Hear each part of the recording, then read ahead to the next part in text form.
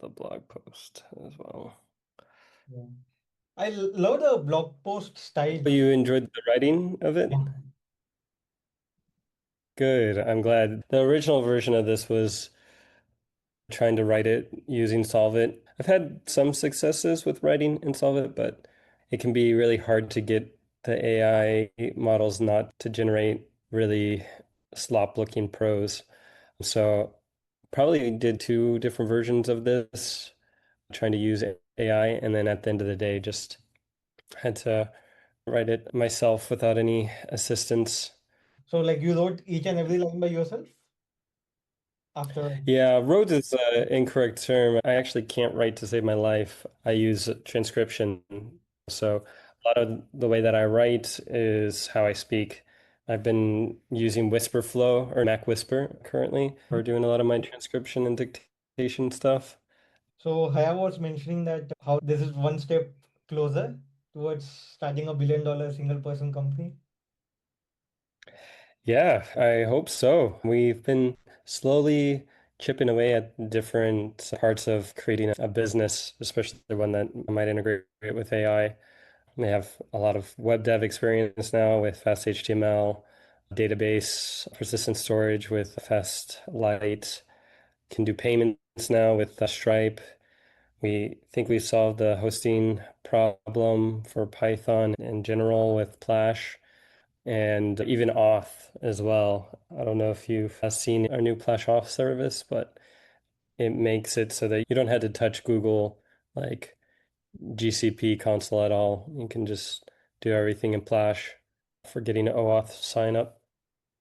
It was very difficult to navigate the Google OAuth. It's not fun because you also have to do branding. You don't know whether or not your actual project requires branding based on what permissions you're going to ask for. It's just a headache to set up. Some people don't have a Google account. They Mhm. might want to sign in with another service, or they might not want to do, why do you need to know my Google info? So there's a lot of other login methods that we're exploring too. Jeremy is quite interested in passkeys and magic links as well. So we're hoping to make that process easier too. Yeah, interesting. So talking about headaches, let's begin with the headache that you have faced with including payments. Okay.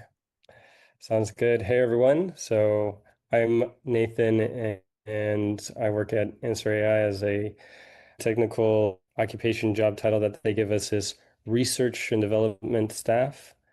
And basically what that means is I get to play around with things and learn a bunch. And one of the missions and visions of Answer is to build a bunch of products to figure out what AI is good for. And a lot of these products we expect are going to take payments, and a lot of the web and a lot of products in general. At some point, you're going to have to take someone's credit card or money in some way. And we've worked a lot with one of the main services that allows you to do this on the internet called Stripe. If anyone's not familiar with it, definitely check out Stripe. They're amazing. We love Stripe, but their Python SDK is less than friendly. It's a bit prickly, let's say, when trying to work with. And so over the last, it's now been almost a year now working on integrating payments into our products. I've had to do it a bunch and I got fed up with using their SDK. So I decided to build the experience that I feel like I deserve, my team deserves, and hopefully you deserve when you try and add payments into your products. So this started the FastStripe library. The main thing that if you want to take home like a big message is that trying to compare it to Stripe, you can see the difference. So here is how in FastStripe you can do a one-time payment, which will give you a link that you can then go to and visit or send to someone to pay for your service. And it's about one, two, three, four, five, 6 lines of code, let's say. Let's compare it to that to the version that you do in standard Stripe. And not only do you have this extra bit of information that you have to do, like creating a product, creating a price, attaching the price, creating this checkout, you actually need to know what all these parameters do. And unfortunately, the Stripe SDK doesn't actually tell you what that information is. It just sends you here. If you look at the code underlying it, you get this death star params black hole that you have no idea what you actually need to provide it, what the types are, or what the format even looks like. It doesn't even give you a link to go. So unless you actually know that you need to go to the actual amazing documentation that Stripe has, SOL. And so FastStripe tries to do away with all of this. And so let's go ahead and actually jump into some actual real code. If you wanted to read I'm not going to just go through the blog post. I hope that y'all would agree would be very boring. Let's actually see what this is in practice. Feel free to read the blog post though, if you so wish. So I'm here in a Solvit instance. If you're not familiar with Solvit, if you haven't taken any courses, you can make the comparison to it being a Jupyter Notebook-like experience, but with a deep integration with AI. For the purpose of this talk, you can think of it as like a Jupyter Notebook. So I have cells here. I've gone ahead and installed the FastStripe library. I've also added environment variables here into the environment so that I can do things like pick out my test API key. So let's go ahead and run this. And the first thing that you'll notice, especially if you're doing this in any sort of Jupyter or IPython-like environment, is that you get some niceties when it comes to the output of the objects. So the main object that we have here is the Stripe API class. And if you were to just display that, you will see a really nice markdown wrapper, which is how Jupyter displays rich content. Don't have to worry about it too much. But you get these nice hyperlinks, which will take you actually to the API docs. Yeah, there's unfortunately some issues around how the URLs are generated programmatically in Stripe. Hopefully, they will make it more friendly to automation to get those links. But, anyways, you can get a link directly to the documentation here if you want to review them, which I highly recommend. And also, you can just explore what all the other options that you have. So, for example, maybe I've never really looked into the coupons API. So let's go ahead and check out what we can do with coupons. So very similarly, it has a markdown wrapper. And so if I go ahead and submit this, it will show me the different functions that are available along with their list of parameters, doc strings, and a link. You can see the documentation for all of the variables or methods available to you. You get links directly to the documentation, which is probably where you're going to spend a lot of the time with Stripe because it is really good. I have another example here for a customer. So one of the things that you probably want to do for your testing purposes, create a fake customer. So let's go ahead and try out doing just that. That's done with this post command, which you can see is create a customer. If I wanted a little bit more details on it, I can actually use the like helper syntax that IPython provides on the actual method itself. Or technically it's a class, but you don't need to worry about that too much. And in this view, I can get even more details on the actual descriptions of each parameter without even having to leave my IDE here. So it's just a little bit, nothing like major crazy inventions that we're doing here, but really good quality of life stuff that when you're trying to make 1,000 apps or you're spending multiple months building different applications, testing things out, the tiny paper cuts of having to go to the documentation all the time stacks up, spoils your fun. If I want to create a customer, I can go ahead and do that. And now we can have a little bit of fun. So we have some, besides the actual Stripe, we add these high-level functions. One of these is this one-time payment, but if you go to documentation, which is at stripe.fast.ai, you'll see, where is it? Is it here? High-level convenience functions. There it is. You'll see the different convenient functions that we have. The two that we have right now are one-time payments and subscriptions. I don't know exactly whether or not we're going to add more, but as we find more interesting workflows, maybe like usage-based billing is another one that might be useful that we use a lot.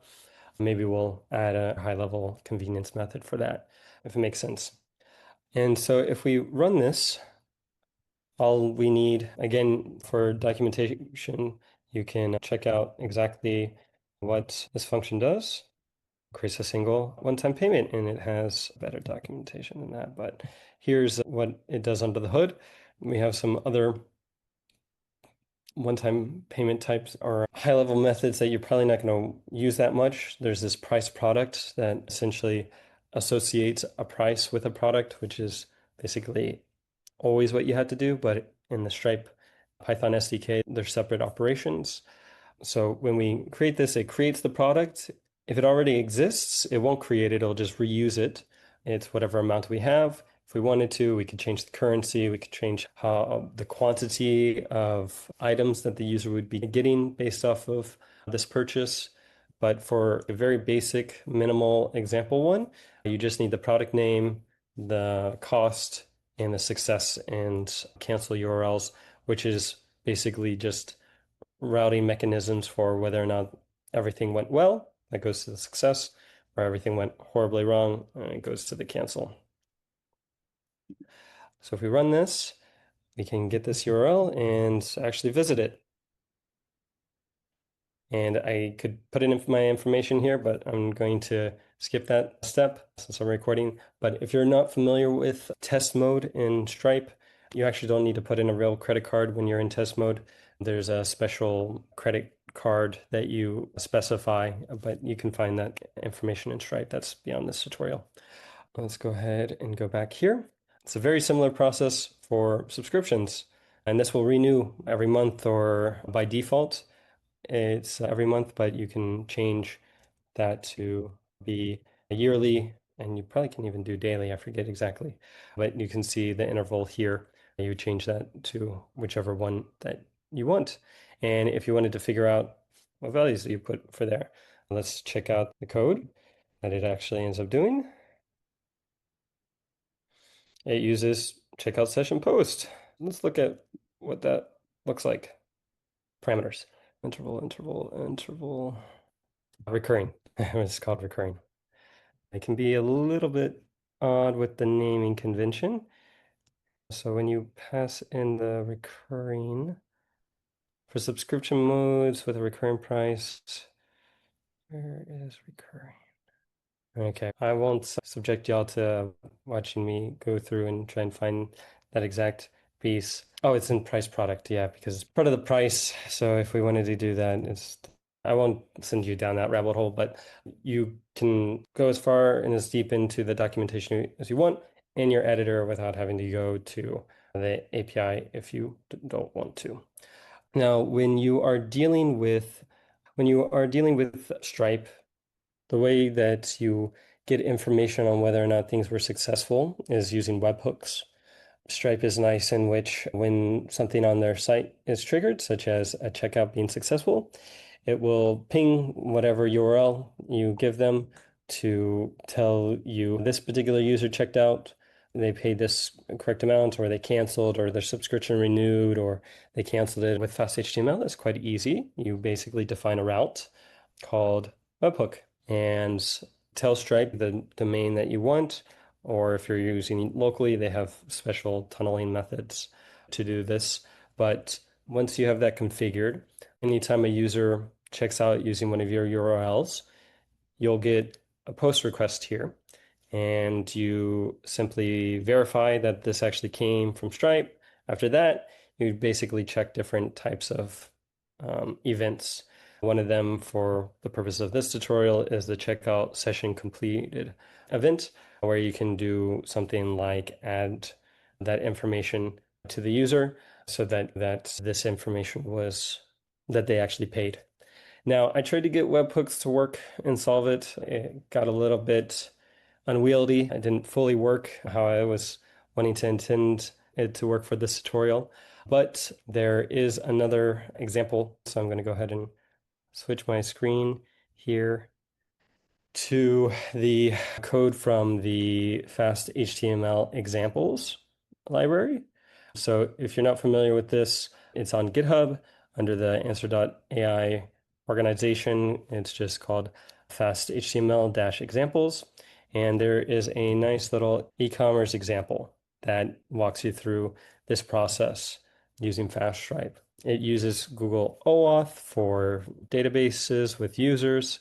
It shows you step by step for how to do that, how to go through the creation of your Stripe account, which again is just outside of this tutorial and discussion, and all of the secrets that you have to do. And it gives you a very minimal but really nice example. So this is a very minimal e-commerce site, and the idea is to show the entire system that you may want, which has user login, so a way of persisting user data in a database and tracking logged in users, a way of allowing users to pay for things using Stripe, and then updating some sort of balance or accounting system that you have so that they get some sort of service or product or something like that.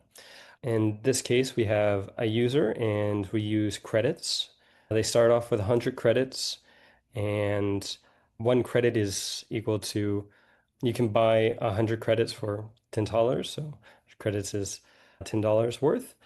And it has two pages, a Hello World page, which is where they sign in using the OAuth, and a dashboard which shows them the credits that they have. And then it also shows how to use this webhook to update user information. So even if we don't have a usage-based pricing at this moment, the buying of credits indirectly or directly leads to that. Correct. And this was for the tattoo site that you have showcased in one of the office hours. This is a minimal example of just similar system. So yeah, that shadow or that tattoo app, Shadow Inks, uses the same idea, but this is just, it's stripped down to the bare minimum for that. And you'll notice that we have this additional transaction database. Now, this is actually important for auditing. So one way you could do this is you could just directly modify the user's balance. Let's say a month from now, a year from now, the user asks, hey, what happened here? Looks like I was charged. I don't remember making this payment. Having some sort of transaction that inform a user's balance is actually a lot better way of maintaining an accounting of user, especially if you're doing something like a credit or balance system, maintaining that information, that state. We use this in Plash, for example. It adds a little bit extra complexity, but the auditability and tracking is actually worth it a lot more. So it creates And a wait, separate database for tracking those transactions. and then you can have some helper functions. So in this case, we have a credits function, which basically just sums over all the transactions for a particular user. And that's actually what's displayed on the user's dashboard here. Hi, I had a couple of questions. Do you want to take them in the chat? Yeah, please. Yeah. So the question is, do you have plans for stablecoin payments too? I think Stripe is moving that space. I have not looked into it honestly, so I'm not sure. So FastStripe supports the full Stripe API. So if it's able to be done, I don't think we include beta features, so that might be one. If it's under a beta feature, it might not be supported in FastStripe. But if it's part of their API spec, FastStripe supports it out of the box. Okay. And any plans to expand it apart from Stripe to another payment platform? I haven't used any others, so I don't know their experience. No plan yet, but it'd be fun to explore other payment options, providers, and if they similarly maybe their SDK isn't what we had answered, yeah, maybe. But as of right now, yeah, no plans. Like a subsequent question would be like you mentioned about using similar library like Gaffy, or how do you pronounce it? GHA, I pronounce it Gappy, but both Hamel and Jeremy just call it GHAPI. All right. So one can use that library and like, do a similar process for another payment platforms that they regularly use, right? Yeah, so the actual source code for, let me go ahead and pull up like how it's done. The way in which we actually do this and why we support the entire Stripe API is that Stripe's API has a really beautiful, nicely laid out and organized open API spec. And this spec is able to be parsed programmatically. And so it has things like what's the route that you need to make a particular HTTP request against? Is it going to be a GET request? And if so, what happens when I do that GET request? What parameters do I have to specify? For example, for this account endpoint, if I'm going to make a GET request to it, I can see what the parameters are for it. Where are they? Here. Yeah, this is for the address parameter in one of the post requests. So for this one, it has all of the properties that it takes and the description. And so it allows you to easily parse through this spec. We then take this, we convert it into a nicer like Python object format, and we then dynamically create parameter lists in Python, signature lists in Python, and we can then use those to dynamically construct these open API verb classes, which have things like what the parameters are for the call method, what the signature will be dynamically based off of the open API spec.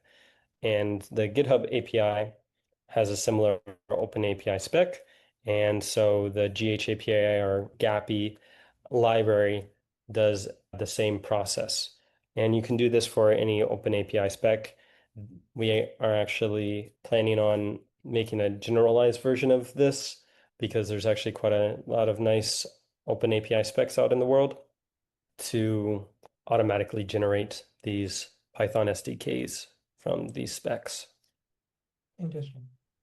Hey, can I ask a question real quick? Do you have any resources available to see more of this process? So instead of like waiting for you guys to release a generalized version of how to create these automated SDKs, something where I could just go and read myself just so I could learn a little bit more about it. Yeah, I'd say probably source code for FastStripe has the best version of this that has good documentation on the exact process and how to go through it step by step. So I'd recommend looking at the notebooks of FastStripe, specifically the spec one, which shows you how to parse an open API spec, and also the core, which shows you how you can dynamically generate these classes from one of those specifications. Cool. Thanks. So like what will be your suggestion if someone who is starting for the first time and has no clue, has never integrated a payment in the web app?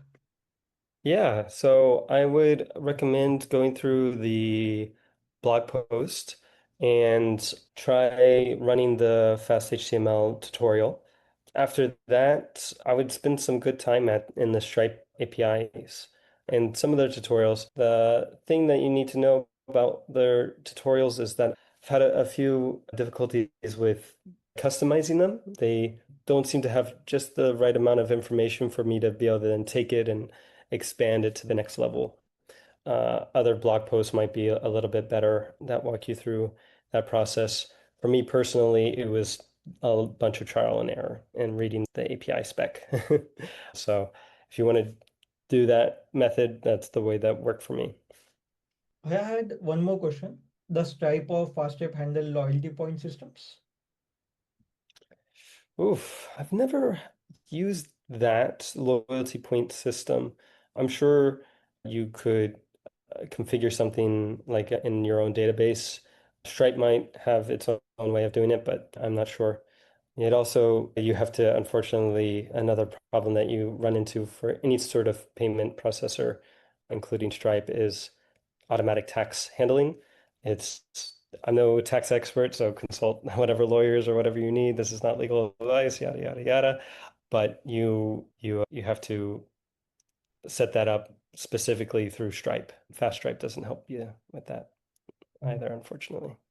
And what has been impact so far, like in your like workflow by using FastStripe and not directly using Stripe?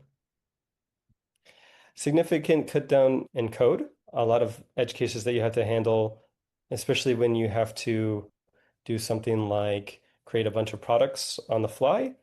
FastStripe, it's like a one-liner. In Stripe, it's 10 lines of code that you have to figure out. And you can't, if you want to reuse a previous product that you've created, you have to create the helper functions yourself. So it's a lot of duplicate code if you're copying it across multiple projects. A lot of reduced code. And also it makes my teammates be able to set up payment systems for themselves. They don't need my help with setting that up. They can just do it themselves, which is quite useful. They don't have to be Stripe experts, which is probably the bigger one, is that you don't need to be super involved in the Stripe API for as long as I needed to. So another question, so some components if we use from FastStripe and some components we might be using from directly from Stripe's docs. So will everything will be in sync? Yeah, the only thing that wouldn't be is like the class types that get returned. So for example, the object that gets returned from FastStripe, creating a customer, that's like an attr dict. Whereas in the Stripe SDK, what gets returned is like an actual like special Stripe customer object. Those aren't going to be compatible.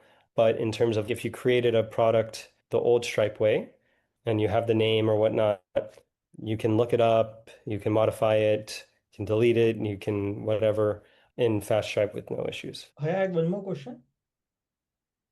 He was mentioning some interaction with someone on Discord from Stripe company, some representative, and he wanted to understand like what was the discussion about and what came out of it.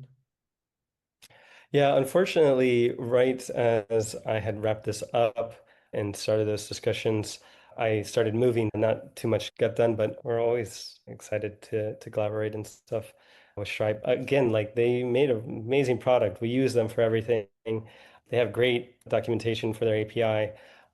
It was just this one friction with the SDK that caused us to want to make life easier for us. But we really like Stripe. Any more questions? Do you want to cover anything more, Nathan? Try it out, please. Let me know what issues you run into. I'm happy to and excited to discuss this stuff. Is there any way they can reach you apart from Fast AI Discord? Twitter? And Twitter, if you wanted to, that's probably the only other thing that I'm active on. But yeah, I'm in the Discord, so that's probably the easiest place to get a hold of me. All right. Thanks for doing this. Thank you very much. This is awesome. Thanks, everyone.